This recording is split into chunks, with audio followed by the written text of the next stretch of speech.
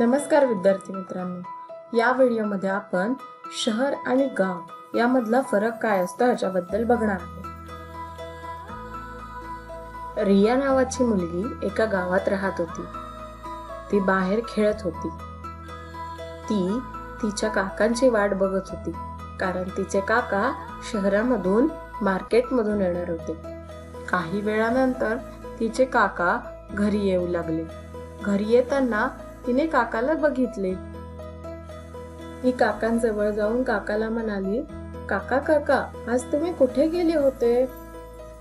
त्यावर काका म्हणाले, हॅलो रिया, अगं मी शहरात गेलो होतो. मला शेतासाठी काही गोष्टी घ्यायच्या होत्या, म्हणून मी मार्केटमध्ये गेलो होतो. त्यावर रिया म्हणाली, कोणती सिटी, कोणतं शहर, ते कसं असतं? त्यावर काका म्हणाले, खूप वेगळं, आपल्या गावापेक्षा तर खूपच वेगळं असतं. तिथे खुल्या मैदानापेक्षा मोठ्या मोठ्या बिल्डिंग आणि मोठ्या मोठ्या कार्स असतात. अरे वा, रिया म्हणाली. आणि रिया मनातल्या मनात इमॅजिन करू लागली आणि म्हणाली, पण मुले कुठे खेळतात? त्यांना रिकामी जागा नाही तर ते कुठे खेळत असतील? काकांची गोष्ट ऐकताच रिया मनातल्या मनात इमॅजिन करू लागली आणि शहराचं रूप कसं असेल हे स्वतःच ठरवू लागली. काही वेळानंतर सगळे जेवायला बसणार होते. त्यासाठी रिया आपल्या आईला जेवणासाठी मदत करायला गेली. काका म्हणाले, तुला माहितीये रिया, तिथे पार्क असतात, प्लेग्राऊंड असतात, पण आपल्यासारखी मोकळी जागा नसते. तिथे कोणी धावू शकत नाही. जसे तुम्ही मोकळ्या जागेत धावता ना, तसं तर नाहीच. त्यानंतर काका म्हणाले, अगं रिया, मला जर चान्स मिळाला तर मी पण एक दिवस तुला घेऊन जाईन शहरामध्ये. चला चला, आता मला खूप भूक लागली, जेवायला घेऊया. त्यावर रियाची आई म्हणाली, चल चल रिया, जेवायचा वेळ झाला.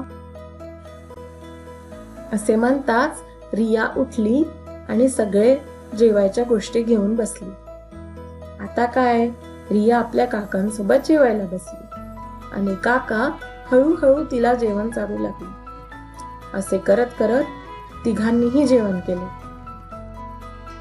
आता रियाची आई पुढील कामे करू लागली. आई लाडू बनवत. त्यावर रिया आईजवळ आली आणि म्हणली, आई खूपच टेस्टी दिसतायत ग, काय आहे हे, कशाने बनवलंय? अगं रिया, तुझ्या काकांनी शेतातून काही दही आणलं होतं, जे आपल्या घरच्या गोठ पासून म्हणजेच काय बकरी पासून बनलेलं होतं. त्याचंच मी हे बनवलं. हे ऐकून रिया खूप खुश झाली आणि जेवणानंतर ती बाहेर पडली. ती बाहेरच्या गोष्टी बघू लागली. झाडे, प्राणी आणि निळं आकाश हे सगळं उत्तम प्रकारे बघू लागली आणि तिला खूप खुशी वाटली की आपल्या जवळ खुले मैदान आहे. आणि मनातल्या मनात हसू लागली. तिला असं वाटू लागलं की वाह, आपण किती सुंदर गावात राहतो ना.